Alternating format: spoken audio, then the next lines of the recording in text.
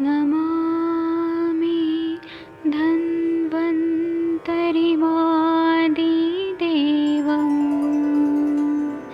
सुरासुरैर्वन्दितपादपद्मं लोके जरामृत्युनाशं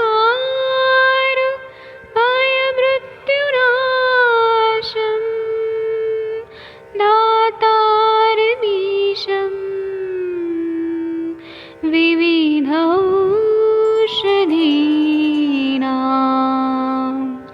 शङ्खं चक्रं जलौकां दधतं मृतघटं चारुतोर्भैश्चतुर्भिः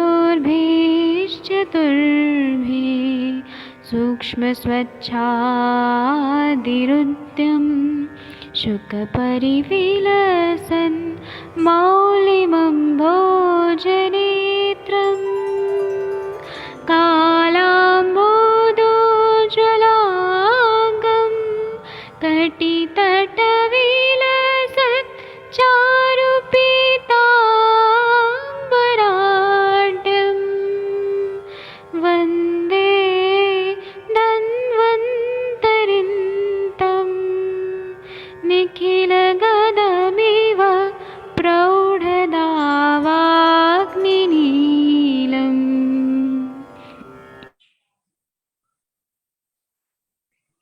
नमस्कार आप सभी को। पाठक मैडम कमल शेलाके जी, विनीता चौहान जी, के एन गंगवा जी, विकास जी, कंचन सूर्यवंशी जी, सरोज मिश्रा जी, शैलेश भाई कप्तान साहब, आप सभी को सुबह सुबह प्रातःकाल प्रणाम नमस्कार। मुझे लगता है कि हमारे जो मॉडरेटर साहब हैं वो अभी ज्वाइन नहीं हुए हैं। ये अविनाश लोम्बा जी को भी नमस्कार। तब तक हम भगवान धन्वंतरी का वंदन कर लेते हैं। नमामि धन्वंतरि मादिदेवं सुरासुरै वंदित पाद पद्मं लोके जरा रूप भय मृत्युनाशम दाता रमीशम विविध औषधि नामम। तो आप सभी को नमस्कार करते हुए आकांक्षा श्रीवास्तव जी को भी नमस्कार। प्रातः काल की बेला में शास्त्रों को पढ़ना अपने आप में एक पूरे दिन को बहुत ही प्रसन्नता से दिन बीतता है। और हम कहीं भी रहें, मैंने देखा है मैडम वंदना मैडम तो किताबें लेके चलती हैं। आकांक्षा श्रीवास्तव जी को भी नमस्कार। तो वैद्य जी शायद ज्वाइन नहीं हुए हैं, तो अगर आप चाहें तो आप जो है वो सत्र का प्रारंभ कर सकते हैं तब तक, अगर किताब पुस्तक है तो। वैसे मैं देख रहा हूँ थोड़ी देर में शायद वो ज्वाइन हो जाए। मुकेश साहू जी को भी नमस्कार जी। रवि कुमार सिंह जी भी ज्वाइन हो गए, आपको भी नमस्कार।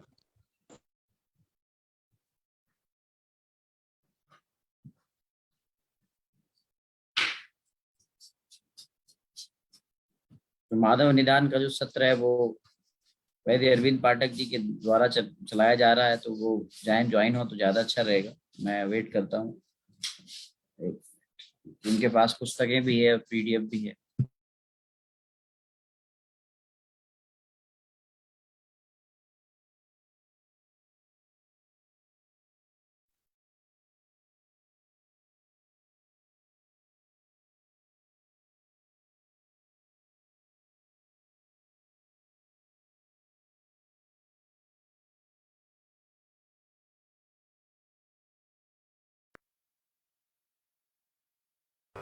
नमामि धन्वन्तरिमादिदेवं सुरासुरैर्वन्दितपादपद्मं लोके जरामृत्युनाशं दातारमीशं विविधौषधीनां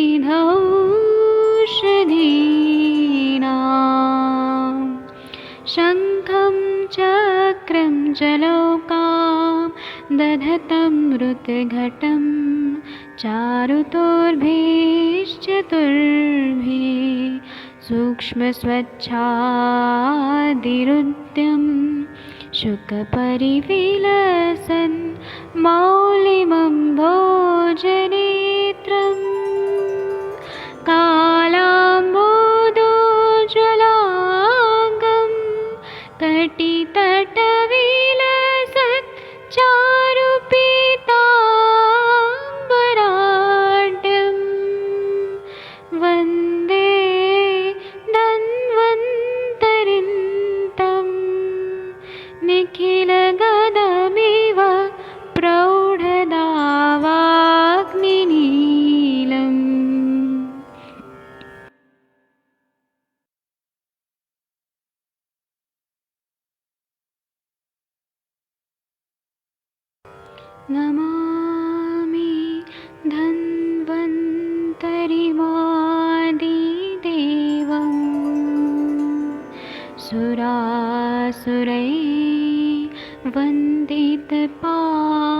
पादपद्मम् लोके जरामृत्युनाशं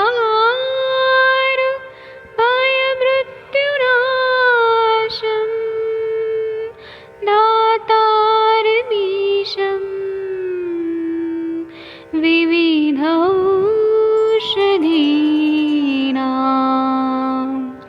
शङ्खं चक्रं जलौकां दधतं मृतघटं चारुतोर्भिश्चतुर्भिः सूक्ष्मस्वच्छादिरुद्यं शुकपरिविलसन्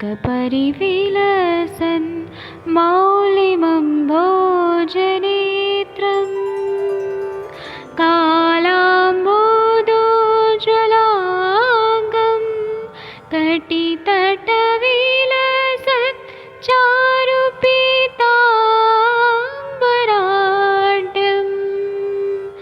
वन्दे धन्वन्तरिन्तं निखिलगदमिव प्रौढदावाग्निनीलम्।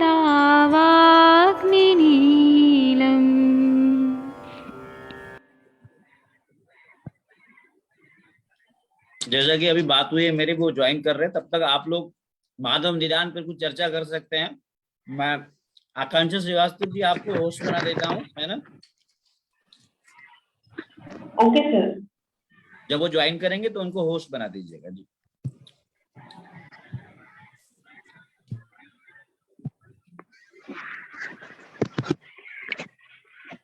आप होस्ट हैं आकांक्षा जी, आप जी। जी सर।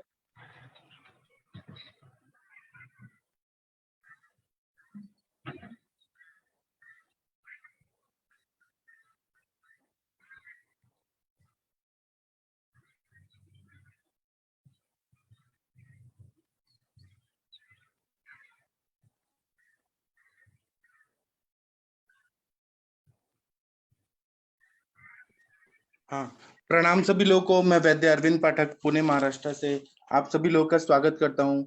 हम लोग अभी करेंगे, मेरा लैपटॉप थोड़ा ऑन हो रहा है, तब तक हम लोग यहाँ पे शुरू कर देते हैं क्योंकि कुछ तो लैपटॉप में गड़बड़ हो गया।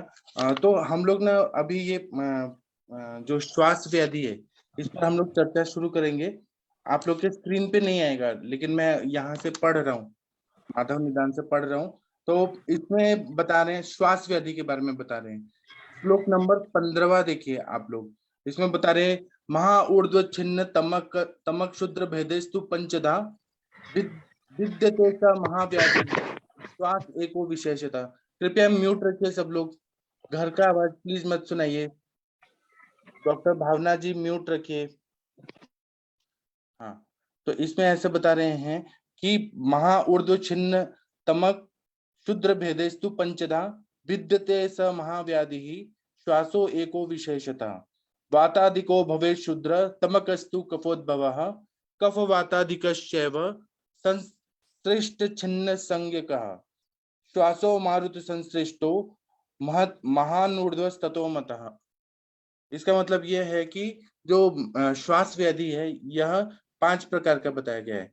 तो ये बता रहे हैं कि महाश्वास, ऊर्ध्व श्वास, छिन्न श्वास, तमक श्वास और शुद्र श्वास, इन भेदों से यह भयंकर यह श्वास व्याधि जो है यह महारोग के रूप में हो जाता है और 5 प्रकार का ऐसा बताया गया है। इसमें शुद्र श्वास में वायु का प्राधान्य होता है और तमक श्वास में कफ की प्रधानता होती है। ऊर्ध्व श्वास में वायु का ही प्रबल प्रकोप रहता है। तो इसमें ऐसा बता रहे हैं कि वातेन शूद्रकः श्लेष्म भूयस्तमकः स्मृतः छिन्नः पित्त प्रधानः स्यात् अन्यो मारुत कोपजो। तो छिन्न श्वास में पित्त की प्रधानता ऐसा बताया गया है। और जो इन्होंने बताया है ना, कितना एनालिसिस अच्छे से किया हुआ है। और फिर बोल रहे हैं कि छिन्न श्वास में कफ वात संसर्ग है, लेकिन उसको पित्त प्रधान माना गया है। टीकाकार ऐसे बोलते हैं, टीकाकार का जो मत रहता है वो बहुत ही इंपॉर्टेंट रहता है। श्वासम आह महा ऊर्ध्वत्यादि तद्यो एको विशेषता इति श्वासस्त्वेनैक एव सन विशेषम हेतु लिंग भेदम प्राप्य पंचधा विद्यते पंचस्तु श्वासत्वम वेगवत ऊर्ध्वम वातत्वम यदुक्तम मन्येहि श्वासस्तु भस्त्रिका अधमान सम्मत्रातोर्ध्वगामिता इति। तो इसका मतलब यह है कि महाऊर्ध्वत्यादि, इससे श्वास रोग के बारे में बता रहे हैं। एको विशेषता, श्वासत्व जो है वो सामान्य रूप से श्वास व्याधि तो एक ही है, लेकिन उनका निदान और लक्षण आदि से ये 5 प्रकार का बताया है। मतलब हेतु अलग अलग हो सकता है और उसका इंटेंसिटी जो है उस हिसाब से यह अलग अलग 5 टाइप का बताया गया है।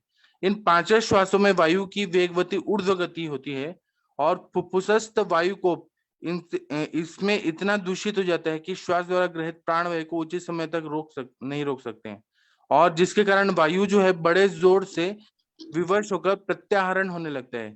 इसी बात को अन्य तंत्रकार भी कहते हैं कि जैसे जो धौकनी होती है उससे वायु का आहरण प्रत्याहरण होता है।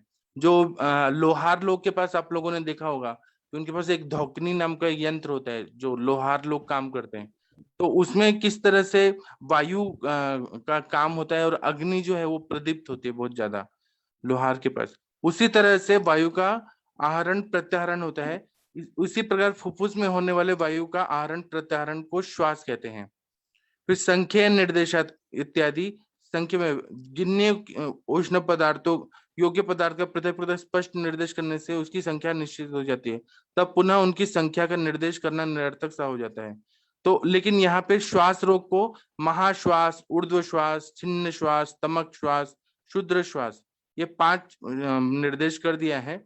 इससे हमें पता चल जाता है कि इनके 5 टाइप रहते हैं।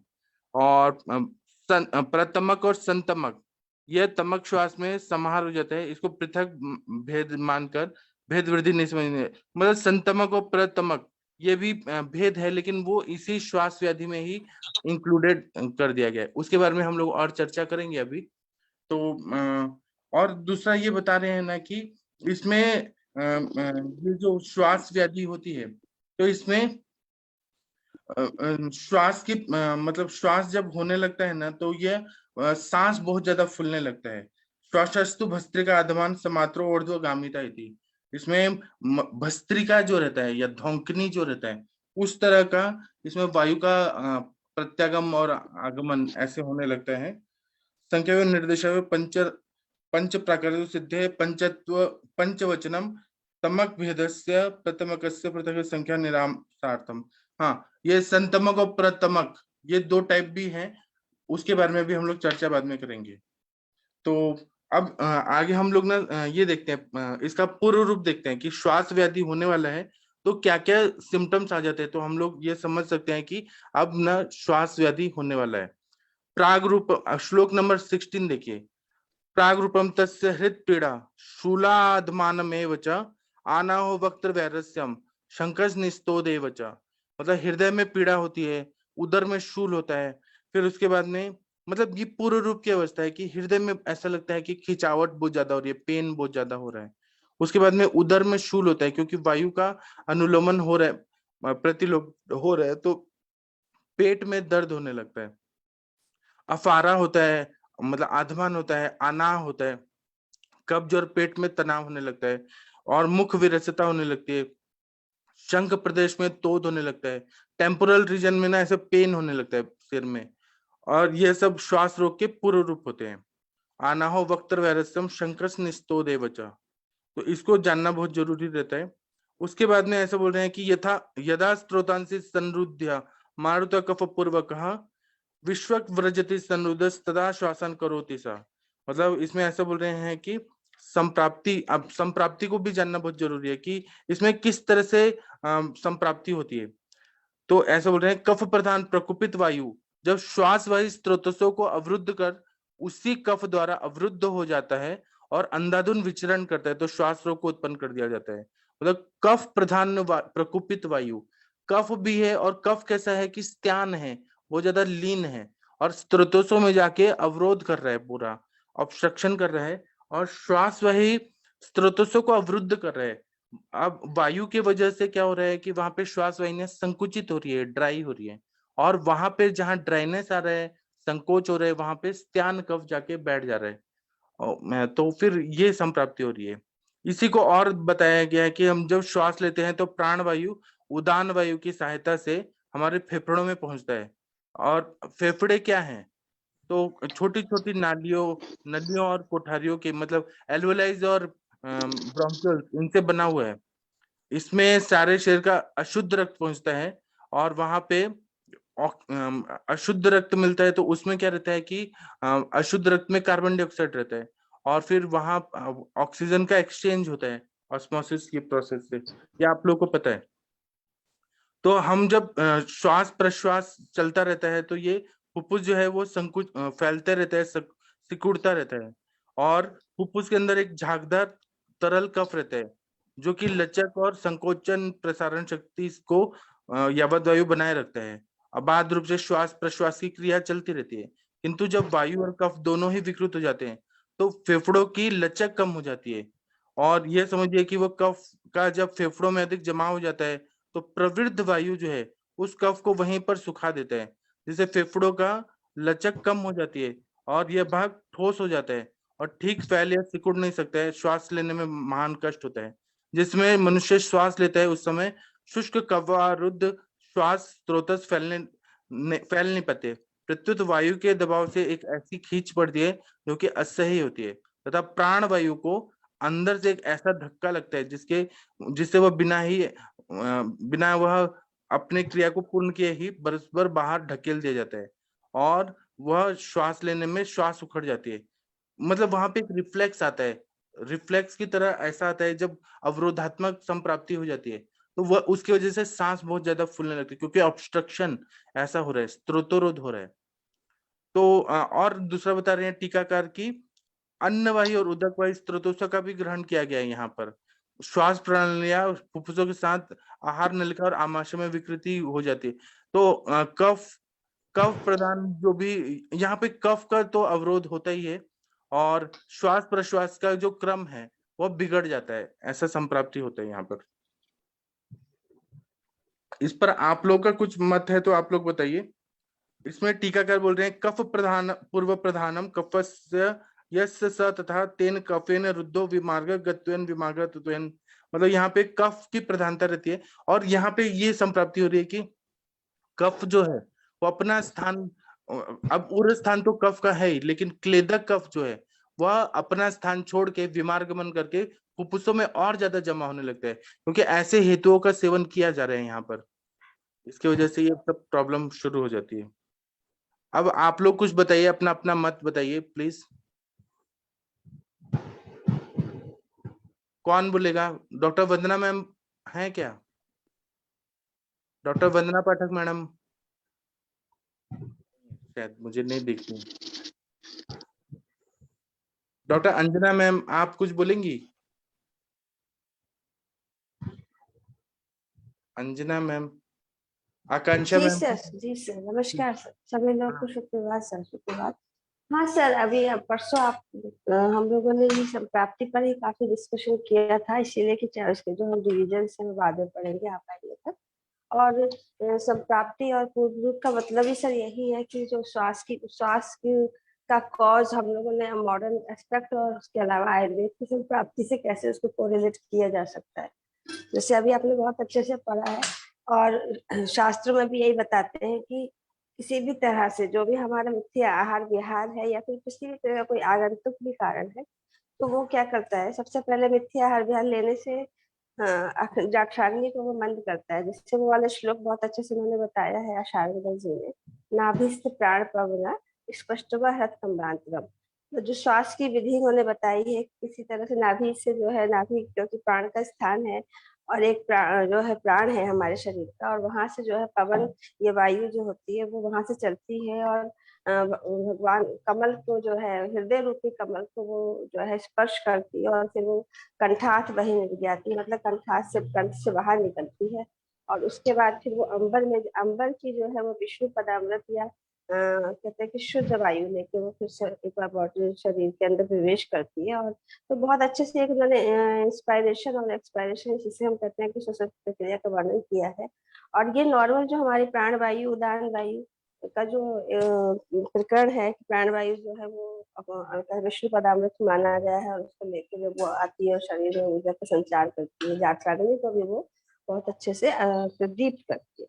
लेकिन अगर यहीं पर हमारी कोई पैथोफिजियोलॉजी तैयार हो जाती है, या समटाइम्स मिथ्या आहार विहार हो जाता है और जाठराग्नि हमारी बंद हो जाती है और कफ की उत्पत्ति हो जाती है, और फिर वो जो कफ है वो एक तरह से आम में कन्वर्ट हो जाता है, और फिर वो जो श्रोत अवरोध करता है, और हमारा प्राण में श्रोत जब उससे कुपित होता है, साथ में अन्य में श्रोतस कुपित होता है, उदक में श्रोतस कुपित होता है, उससे जो अवरोध जन्य संप्राप्ति होती है, तो जो प्राणवायु और उदान वायु का जो एक आवागमन होता है वो कहीं ना कहीं अवरोध हो जाता है। और फिर उस तरह से जब एक नॉर्मल जो हमारी श्वसन विधि होती है, उस श्वसन विधि में के अलावा अगर जो वहाँ पे अवरोध जन्य संप्राप्ति उत्पन्न हो जाती है, तो वही रोग जो है वो श्वास रोग कहलाता है। तो ये एकदम जो हम मॉडर्न की अप्लाइड एनाटॉमी से, या मॉडर्न की जो हमारे पास बहुत ज्यादा डिजीज से संबंधित आती है, क्योंकि समटाइम्स ये केवल जो होता है श्वास रोग जो होता है वो, जैसे हम लोग बोलते हैं कि उपद्रव जन्य संप्राप्ति दिखाता है या संकर व्याधि में दिखाता है। तो इसका क्या क्या कॉज होता है या क्या किस किस कारण से ये हो जाता है, उसके बारे में भी लोगों ने पिछले लेक्चर में, आप थे ही, बस आप एक्टिव नहीं, आप सुन रहे थे हम लोग को सबको, तो उस पर हाँ, डिस्कस मैं किया सुन था। रहा था। तो आप लोगों ने कहाँ तक किया था? सर महाश्वास बस यही चल रहा था, यही चल रहा था सर। अब जो उसका डिवीजन है, भेद है, वो भेद पढ़ना है सर जी। हाँ, ठीक है, तो आगे बढ़ते हैं क्योंकि जी इतना सर। तो हो चुका है। जी अभी सर। मैं आपके स्क्रीन पे ला रहा हूँ, मैं अभी मोबाइल से पढ़ा रहा हूँ, लैपटॉप ऑन हो रहा है, मैं पढ़ा रहा हूँ। श्वास का जो भी है वो कभी लक्षणात्मक इसमें भी दिखता है और कभी मतलब स्वतंत्र और कभी परतंत्र इसमें दिखता है, क्योंकि बहुत कॉमन सिम्टम फॉर्मेट में दिखता है, लेकिन कभी कभी बहुत गंभीर रूप से दिखता है। मतलब जैसे अभी आपने जो भी बेसिक्स बताया वो वैसे इसमें तो है, लेकिन श्वास क्रोचता करके या श्वास व्याधि करके जब ट्रीटमेंट करते हो तो सर फॉर्मेट चेंज होता है। जब परतंत्र श्वास रहता है तो वहां पे आप जो भी कॉम्प्लिकेशन है वो श्वास रिलेटेड ये ट्रीटमेंट करते हैं तो इमीडिएटली प्राइमरी जो भी वो चीज है लक्षण वो बंद हो जाता है। लेकिन जब ये स्वतंत्र में आप सिर्फ श्वास के लक्षण, उसके निदान, इसके हिसाब से ट्रीटमेंट करते हैं तो बहुत इजीली व्याप्य हो जाता है या साध्य भी हो जाता है। लेकिन परतंत्र श्वास जो हमें दिखता है ना सर क्रॉनिक केसेस में, या फिर जिसकी मतलब पर्टिकुलरली मुझे जिसमें एज अ लक्षण दिखा है वो जैसे असाध्य जो अमाशयगत बात है, या पुरुष जो भी अनाशूल वगैरह व्याधि रहते हैं, जैसे अनाज अन्नज उदावर्त वगैरह रहते हैं, या फिर कंठश जो क्षतज कास या वातज ग्रहणी, ऐसे लक्षण में जब श्वास दिखता है ना सर तो तब साध्य तो इतना इजी नहीं होता। या जैसे त्रिदोषज, क्योंकि यूजुअली तो श्वास का सिक्का एक दूसरे से रिलेटेड है, लेकिन पर्टिकुलरली मुझे जो कंडीशंस आईसीयूज में दिखती है तो मज्जागत ज्वर है या पश्चिमान अवस्था है ज्वर की, या फिर सान्निपात ज्वर है, ऐसी कंडीशन में श्वास जो दिखता है उसकी ट्रीटमेंट सर नॉर्मल तरीके से नहीं होती। मतलब you have to struggle a lot कि आपको लॉन्ग टर्म ट्रीटमेंट भी देना पड़ता है, और थोड़ा मतलब इवन मूत्राघात की कंडीशन में है या रक्तज मूर्छा या रक्तज ऐसे व्याधि है उसमें जो श्वास दिखता है सर, या यकृतज व्याधि है या प्लीहा विद्रदी या ऐसी कंडीशन है, तो उस इसमें जो श्वास दिखता है सर उसकी ट्रीटमेंट ऑफ लाइन डिफरेंट होती है। तो ऐसे मुझे लगता है कि श्वास की भी हम दो जैसे बाकी के 5 स्वतंत्र और प्रकार का। परतंत्र, हाँ स्वतंत्र और सर। परतंत्र। हाँ सर, हाँ, ट्रीटमेंट करते वक्त में ये बहुत देखना पड़ता है कि कोई बैक इसमें अगर कोई ये है व्याधि और उससे रिलेटेड अगर श्वास है जो आपको यूजुअली क्रिटिकल कंडीशंस में या आईसीयूज में या क्रोनिक डिसीजेस में दिखता है तो sir treatment of line change होती है सर, ऐसे मेरी प्रैक्टिस में। आप थोड़ा सिंपल लैंग्वेज में बताइए, जो लोग ने नहीं देखा है, जो स्टूडेंट है, कि अच्छा, श्वास का वेग आता है तो क्या होता है, कैसे लगता है, सिम्टम्स थोड़ा एक्सप्लेन करिए। हाँ, मतलब ऐसे कि जो यूजुअली आपको आयसन कृच्छता बताता है या श्वास लेने में तकलीफ है, श्वास कृच्छता सिंपल ऐसे लक्षण फॉर्मेट में जब बताता है तो उसके पीछे आप उसका अगर हेतु जान लेते हैं कि उसको किस वजह से हो रहा है तो उसमें काफी बार आपको अपान अवरुद्ध दिखता है या फिर अग्निमांद्य दिखता है, या जिसे बोलते हैं कि वो ये बताता है कि मुझे 15 दिन से या 2 महीने से तकलीफ हो रही है।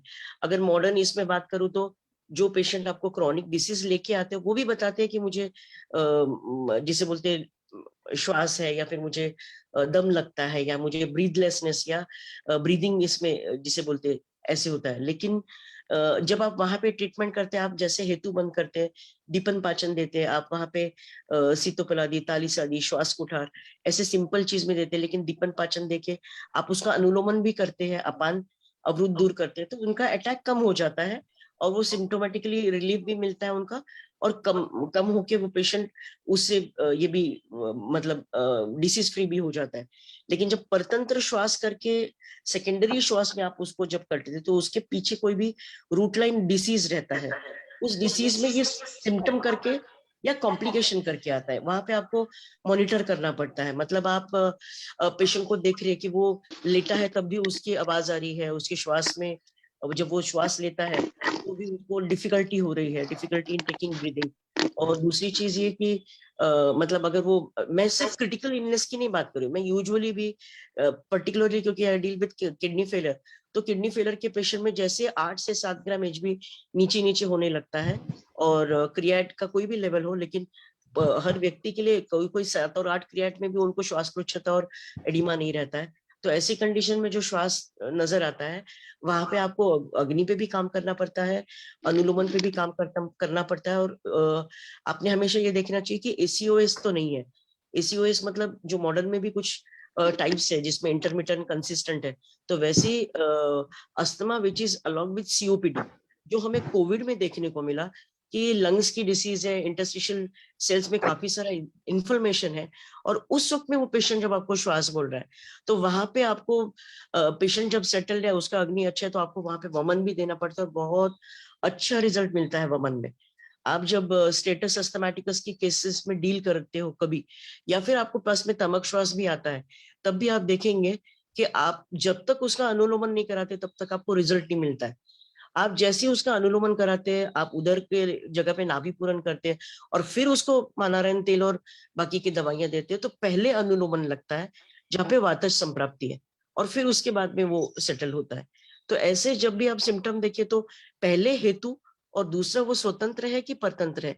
इससे होता क्या है कि how much time you got, आप कितना देर लगाना है, आपने कितना द्रव्य देना है, या फिर ट्रीटमेंट ऑफ लाइन कितनी हेवी होनी चाहिए, रसकल्पनाएं ऐड करनी चाहिए कि नहीं, या श्वास कुठार श्वास चिंतामणि देना है तो वो मूर अगर आप चाटन से देते हैं तो आपको इंस्टेंट रिजल्ट मिलता है, जहाँ पे आपको सिवियरिटी है, जहाँ पे आपको मतलब वो हार्ट डिसीज भी है, डायबिटिक भी है, और उसके बाद में उसको श्वास है, तो वहां पे आपको जो भी है बहुत केयरफुली करना पड़ता है, because they are disabled into lot of format, और वो एक संप्राप्ति या स्वतंत्र संप्राप्ति नहीं रहती, वो परतंत्र रहती है।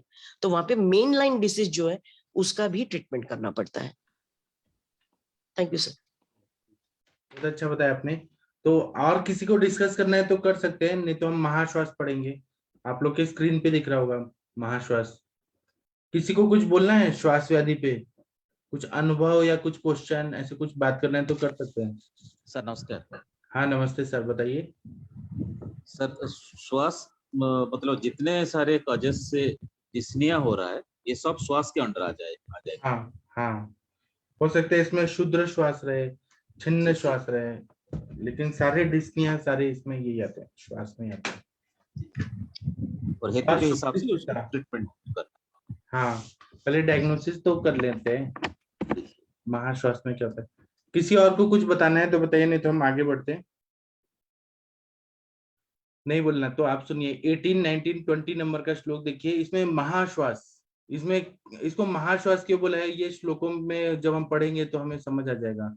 इसमें ऐसे बता रहे हैं कि उदुद्यमान्य मानवतो यह शब्दवत दुखितो नरः उच्चैः श्वसति संरुद्धो मर्तर्ष इवानिशम प्रनष्ट ज्ञान विज्ञानस तथा विभ्रांत लोचनः विवृताक्षाननो बद्ध मूत्र वर्चा विशीर्ण वग दीनः प्रश्वसितम चास्य दुराया विज्ञायते भृशम महाश्वासोपसृष्टस्तु क्षिप्रमेव विपद्यते। इतना बढ़िया बता रहे हैं कि इसमें महाश्वास में क्या होता है कि महाश्वास का जब दौरा चढ़ता है तो ऐसा प्रतीत होता है कि उसमें श्वास जो है बरबस ऊपर की ओर खींचा जा रहा है।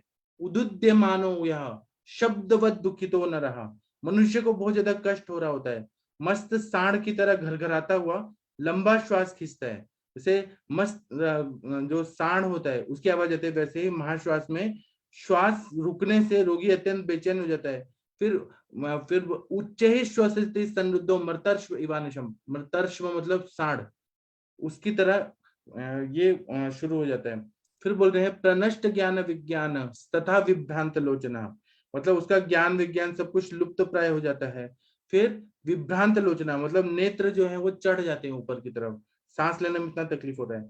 नेत्र और मुख खुले के खुले रह जाते हैं। विवृताक्षाननो, फिर बोल रहे हैं कि बद्ध मूत्र वर्चा, मतलब मल मूत्र रुक जा रहे हैं उसमें। अपान वायु जो है वो पूरी तरह से प्रतिलोमित हो रहा है, क्योंकि यूरिन जो है, यूरिन पूरी तरह से बंद हो गया है। उसी तरह से स्टूल का भी प्रेशर बंद हो गया और सब प्रतिलोमित होकर ऊपर की तरफ आ रहे हैं। विशीर्ण वाक, मतलब उसमें जबान जो है वो लड़खड़ा जाती है, जिसमें मनुष्य बोल नहीं पाता है या बहुत ही कम बोल पाता है। रोगी का मन बिल्कुल बैठ जाता है। ऐसा दीनः प्रश्वसितोच्चास्य, दीन हो जाता है वो, उसको बहुत ज्यादा डिप्रेशन टाइप ऐसे आने लगता है।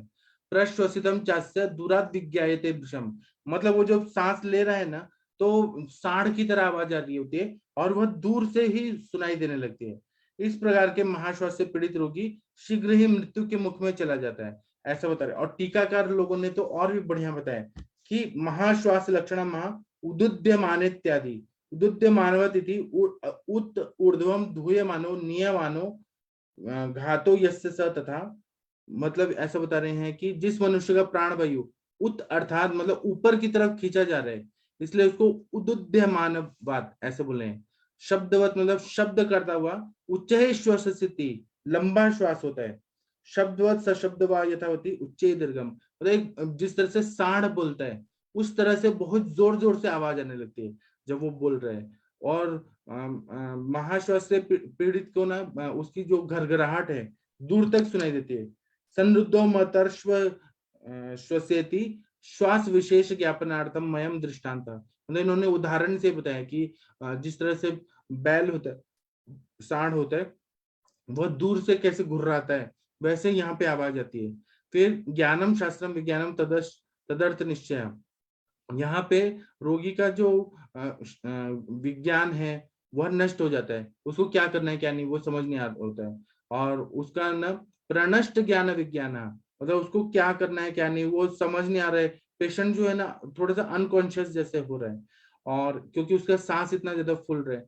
फिर विवृद्धे स्तब्धे चक्षनाने यस्य स तथा नेत्र से विभ्रांत स्तब्धत्वे काल विदा देती जटा।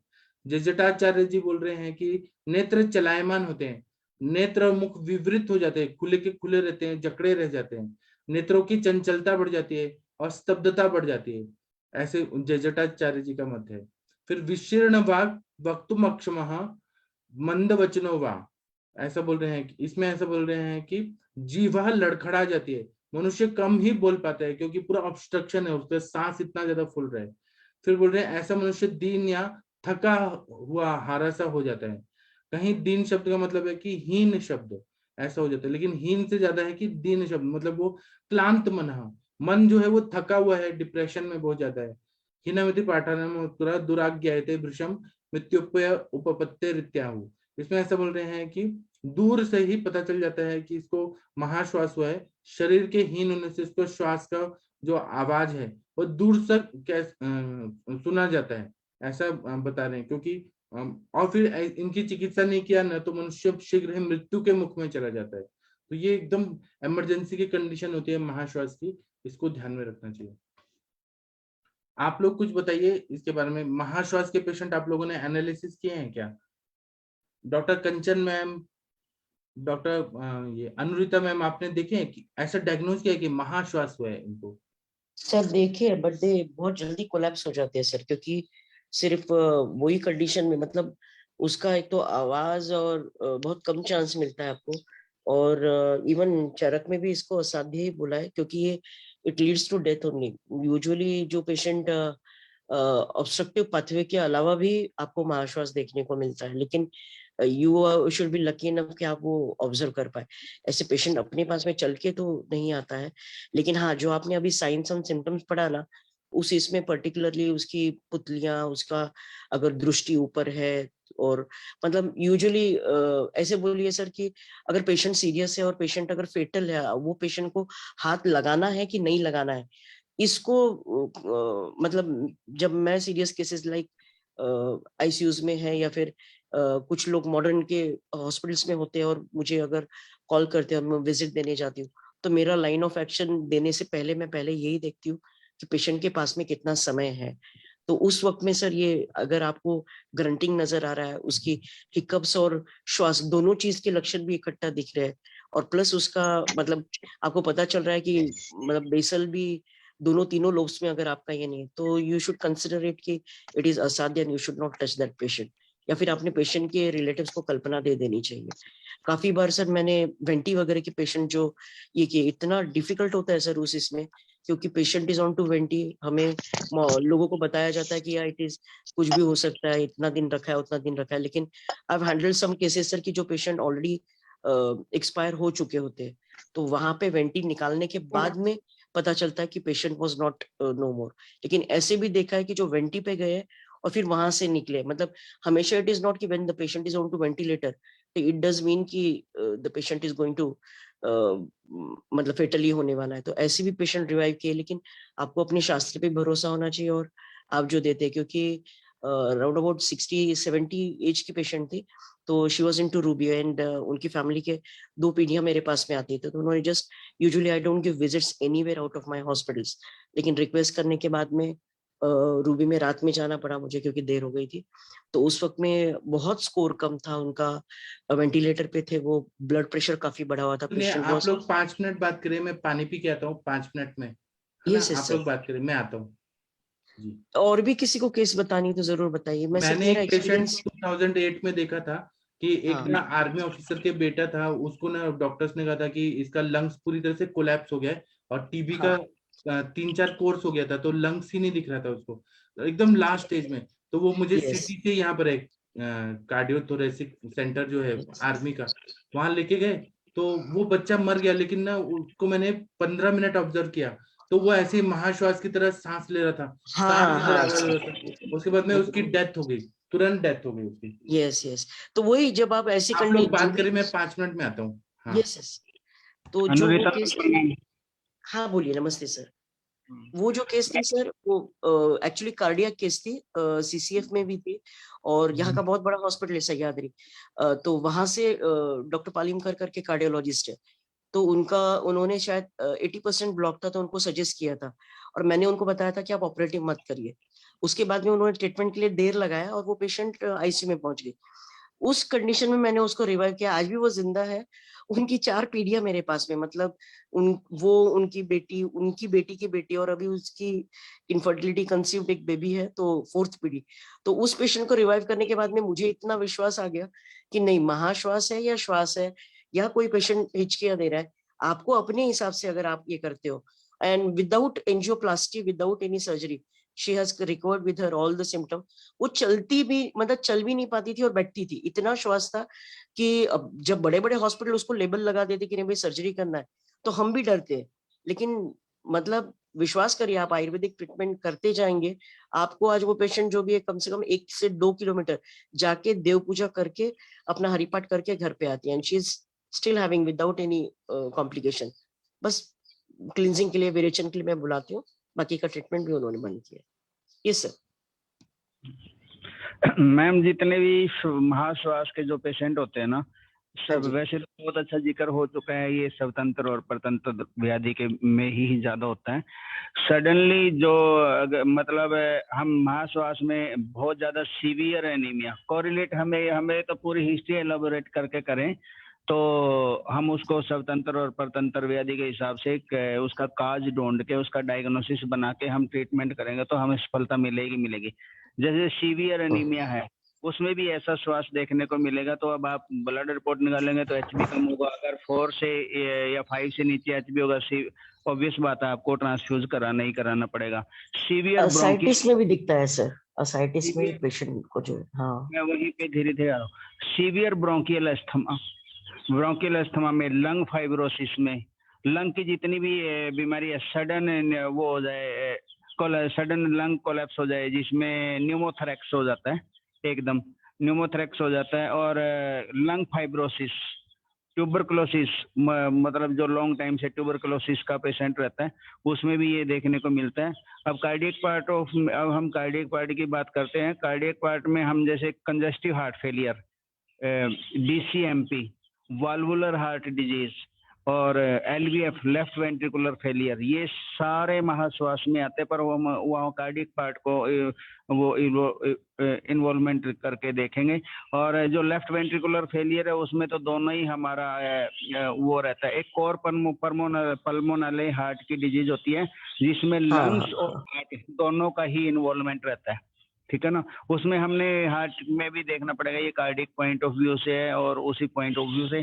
थर्ड पार्ट आप लीवर की बात करें तो लीवर में लीवर सिरोसिस के अंदर सीवियर एसाइटिस हो जाता है या हिपैटोरिनल सिंड्रोम आ जाता है, इसमें लीवर और किडनी का दोनों का इन्वॉल्वमेंट हो जाता है, जिसमें बहुत ज्यादा मैसिव फ्लूइड बॉडी के अंदर होता है, वो सीधा लंग्स में जाता है और कार्डियक पार्ट को और लंग्स के पार्ट को दोनों को ही दबाता है। और किडनी की भी एक मैम डायबिटिक के कोमा में पेशेंट आता है, टाइप 1 डायबिटीज में, टाइप 1 डायबिटीज में ऐसा देखने को मिलता है। उसमें बड़ा ध्यान से कई बार पेशेंट ने इंसुलिन स्किप कर दिया और वो सीधा का सीधा पेशेंट कोमा में जाएगा। डायबिटिक कीटोएसिडोसिस होता है, उसमें भी उसमें चाइनीज स्ट्रोक रेस्पिरेशन रहता है। ट्रोमा हो जाए, सडन ट्रोमा, उसमें भी मतलब कहने का मतलब ये महाश्वास के पेशेंट तो बहुत देखने को मिलते हैं। हमें पूरा उसका एनालाइज करके या क्या कारण है क्या कारण नहीं है, कई बार सेप्टिसीमिया, मान लो ये नहीं है कहीं पे भी कोई वो नहीं है, आपको कहा जाए सेप्टिसीमिक शोक में भी ऐसा होता है। अगर आपको पेशेंट सेप्टिसीमिया के साथ आ जाता है, आपके सारे ऑर्गन तो आपको सही मिलेंगे पर इन्फेक्शन इतना ज्यादा मिलेगा, उसमें सेप्टिसीमिक शोक, सेप्टिसीमिया के अंदर भी आप CBC निकालोगे और आप CRP निकालोगे, ESR करोगे तो आपको पता लग जाएगा, उसमें भी अलग प्रेजेंटेशन रहती है। पेशेंट हाइपोवोलेमिक शोक में भी पेशेंट में ऐसा देखने को मिलता है।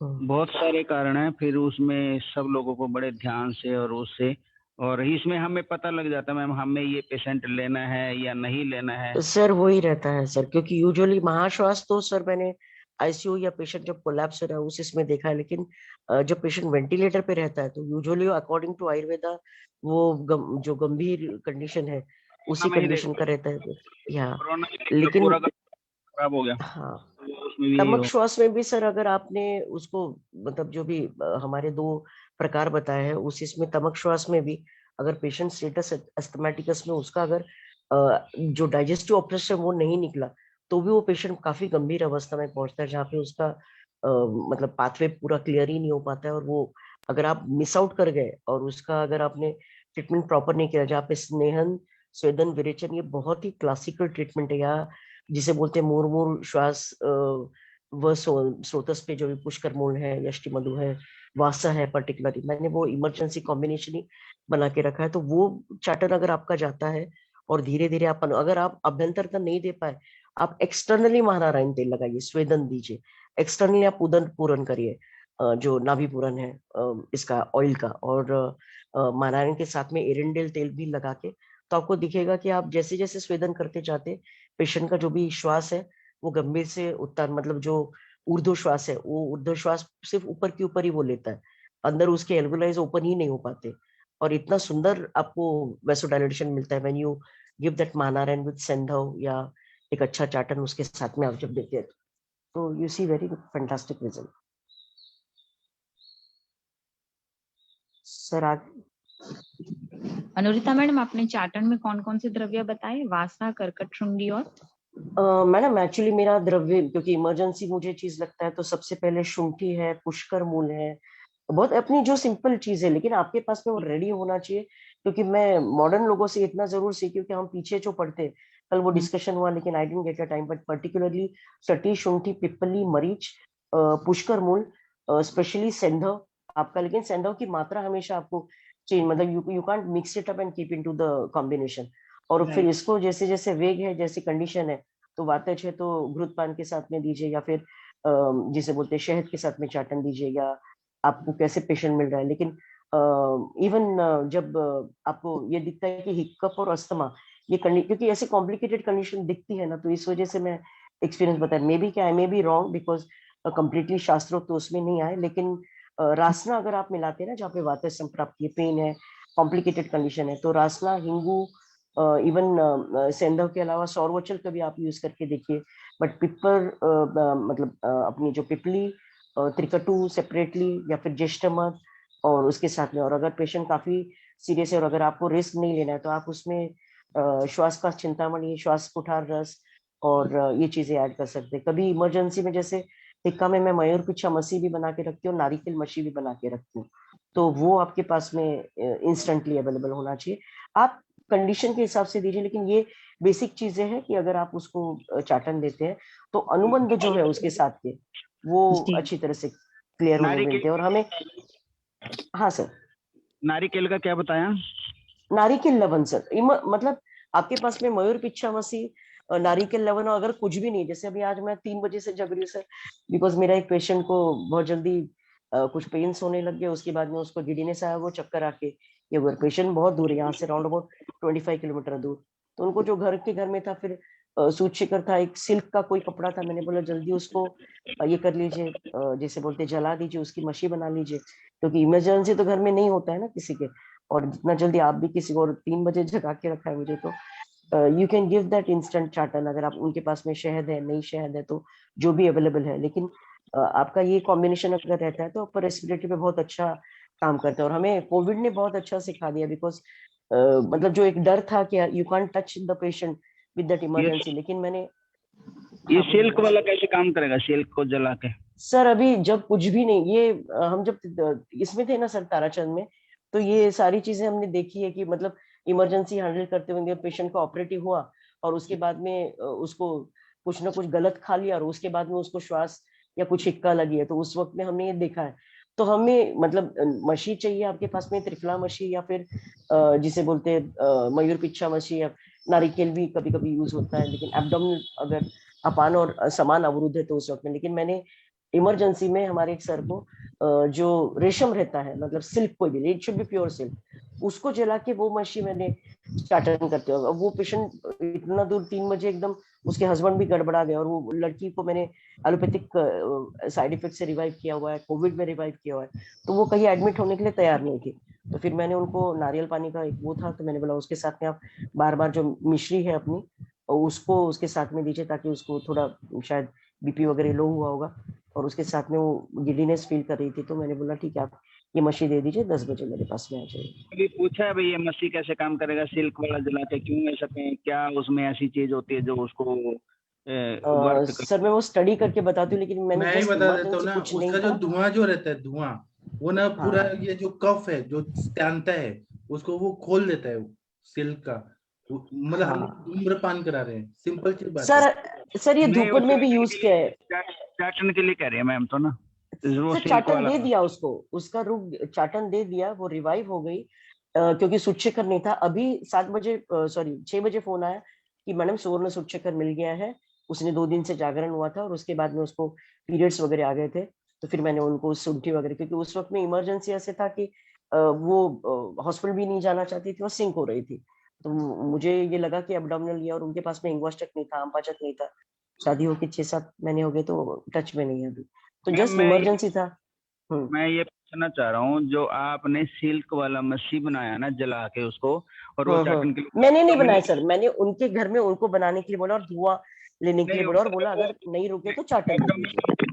करेगा वो, या मतलब चटाना है, या वो उसका वो धुआं यूजुअली धुआं धुआं भी ही लेना है देते और सर। चटाना भी है, हाँ ये तो हाँ, पढ़ा है बहुत जगह, वृद्ध वैद्यों ने भी बताया कि रेशम ताराचंद में मैंने देखा है सर। हाँ। ये शास्त्रोक्त है, ये शास्त्रोक्त है। जैसे हम लोग के पास मॉडर्न मेडिसिन में कभी कभी हम लोग कहते हैं कि ये मेडिसिन नहीं है तो इसकी जगह ये दे दे, तो मयूर पिच्छ भस्म का जहाँ जहाँ वर्णन आया है, अगर आप शास्त्र में देखेंगे तो वहाँ उन्होंने बताया है कि रेशम वस्त्र की मछली को दिया जा सकता है या भस्म को बना के चाटन कराया जा सकता है, शास्त्र में भी वर्णन आया है। आप वो तो मैम एब्डोमिनल रीजन पे काम करेगा ना, फिर वो रेस्पिरेशन पे हाँ काम नहीं करेगा। हाँ, आपकी बात एकदम सही है कि उसकी एनालिसिस की जाए कि उसमें ऐसा क्या कंटेंट होता है कि जो वो एंटी वॉमिटिंग प्रक्रिया कर रहा है, लेकिन ये आयुर्वेद शास्त्र में कई जगह बताया है कि अगर मयूर पिच्छ भस्म प्रायोरिटी को बताया गया है, अगर मयूर पिच्छ भस्म नहीं दे सकते हैं तो फिर रेशम का, शुद्ध रेशम के वस्त्र को हम उसका भस्म बना के या उसको जलाकर उसके भस्म को चाटन करा सकते हैं। बस मेरा पूछने का मतलब ये था भाई, ये रेस्पिरेशन को सपोर्ट करता है चलिए या अभी ढूंढते हैं उसका एनालिसिस ढूंढते हैं। मैडम मुझे लगता है ये उष्णवीर्य और मधुर विपाकी होगा, तो तो उसकी वजह से जो अपान वायु का अवरोध है श्वास नलिका में और अपने अन्न नलिका में, उसे दूर करता है। एक्चुअली जो असली रेशम मैडम हो गया ना, वो तो असली रेशम जिससे बनाया जाता है वो तो देखिए जंतुगुण होता है ना, अगर आप देखें तो, है ना। रेशम की उत्पत्ति ही उन्होंने बताई है कि हाँ रेशम का कीट बताया, उससे उसकी उत्पत्ति बताई है। और फिर उस वस्त्र को अगर हम जलाएंगे तो उसका बहुत ही अच्छा रिस्पॉन्स मिलता रहा होगा पहले आपको, जो हमारे पास आया है।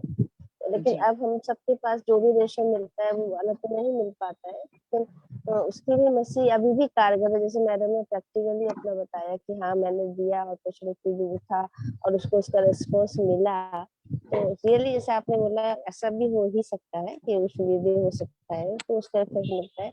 लेकिन ये है कि ये कोई रसशास्त्री से बात की जाएगी इस बारे में, और फिर इसका मतलब ये discussion किया क्रुमिग्न जाएगा। गुण होंगे, क्रुमिग्न और मतलब ये है ना, पेशेंट मान लो पूछ ले हमें, भैया डॉक्टर साहब ये जला के खिला रहे हो, ये क्या काम करेगा, हमें हमारे पास जवाब तो होना चाहिए ना। आप बोलिए ना कि जो कफ है जिससे ऑब्स्ट्रक्शन है वो कफ को पतला कर देता है, ऐसा बोलिए ना, कफ को पतला कर देगा और ऑब्स्ट्रक्शन को हटा देगा, सांस लेने में और छोड़ने में अन्ना मैम, अगर ये पर मयूर उसको पिच तुरंत बात सांस लेने में भी आसानी हो गई। और दूसरा चीज क्या है, वो कॉन्शियसली बात भी नहीं कर पा रही थी। उसके हस्बैंड मेरे से बात कर रहे थे, मैंने उनको सबसे पहले सजेशन दिया जहां कहीं भी पास में हॉस्पिटल वहां पे लेके जाइए। लेकिन उस पेशेंट को मैंने लिटरली HRCT 21 से बाहर निकाला हुआ है, तो और उसको एलोपैथी की काफी सीरियस, मतलब लिटरली एनाफिलैक्टिक रिएक्शन, मैं उसका फोटो पिक भेजी हूँ पिछले साल किसी ग्रुप में अपने आयुष दर्पण में, मैं फिर से भेज दूंगी। Literally she was born through inside, तो वो डर रही थी। और Wakad is very long from my way, तो मैंने उनको बोला आपको मेरे हॉस्पिटल तक आने के लिए भी टाइम लगेगा, तो इससे बेस्ट है कि आप पहले दे दीजिए, सेटल कीजिए, और उसका मत सुनिए, आप हॉस्पिटल लेके जाइए till you get any medical. कुछ ना कुछ घर पे चालू रहना चाहिए। इवन मैंने उनको धान्य जीरक फांट, उसमें हिंगू और सेंधव नहीं था, तो मैंने बोला जो भी लवण है उसको डाल के उसको थोड़ा सा काढ़ा बना के, जिसे बोलते हैं आधा ये करके, उसको क्वाच दे दीजिएगा थोड़ा थोड़ा। तो वो भी उन्होंने शुरू कर दिया था, क्योंकि उसको वॉमिट भी हो रही थी और श्वास भी लग रहा था, तो it was a very difficult condition की फूड पॉइजनिंग है कि क्या, और इतना दूर से पेशेंट बात भी नहीं कर पा रही। तो मैंने पहले श्वास ये इंपॉर्टेंट समझ के, अभी 3 सवा 3 की बात करी मैं अर्ली मॉर्निंग।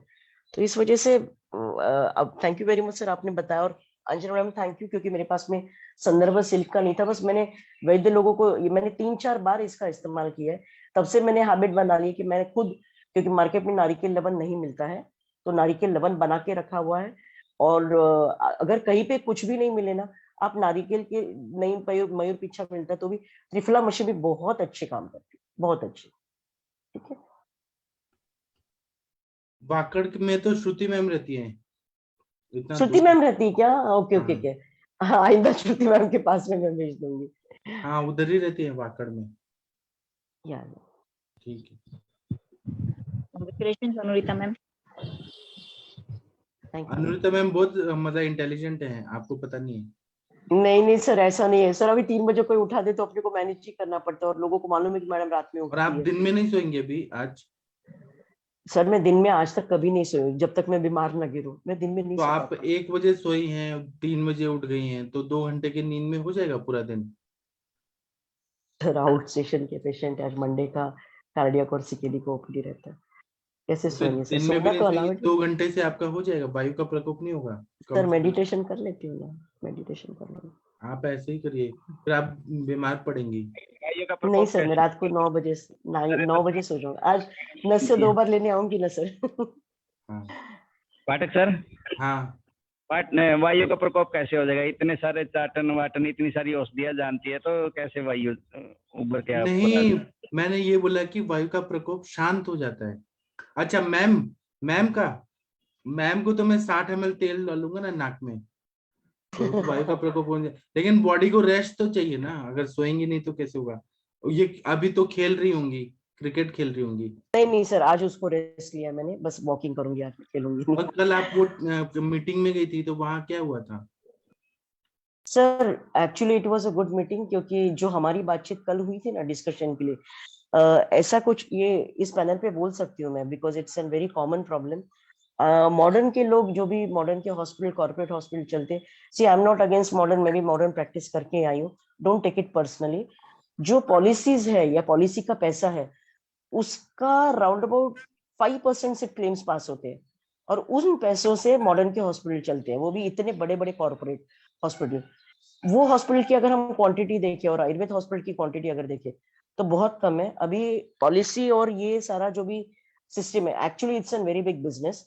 तो वो बात चल रही थी कि जो आयुर्वेद के लोग हैं वो इकट्ठा आके हॉस्पिटल बनाने चाहिए, नहीं तो कल को जाके पॉलिसी में से आयुर्वेद, क्योंकि मेरे भी काफी सारे क्लेम्स ये हुए हैं, रिजेक्ट हो गए हैं। तो इससे पहले चलते थे हॉस्पिटल, आयुर्वेद को भी बहुत अच्छा कवर करता था। लेकिन क्या हुआ, जब आयुर्वेद को कवर करने लगे तो लोग केरला वगैरह जाके जो भी है मसाज वगैरह करा के रिलैक्सेशन के लिए उन्होंने क्लेम ये किए, और उसके बाद में फिर वो वाला नॉर्म्स निकाल दिया गया। ये मुझे मालूम नहीं था। लेकिन अभी फिलहाल कुछ लोगों का जो मतलब हमारे पूना के एरिया में तो शायद 2 ही हॉस्पिटल्स हैं कि जो NABH एक्रेडिटेड, और जहाँ पे पंचकर्मा और इसके लिए लाख और 1.5 लाख के भी पॉलिसीज कवर होते हैं, ऐसे जो डॉक्टर राहुल शेहाला और डॉक्टर प्रशांत दाऊदकर थे।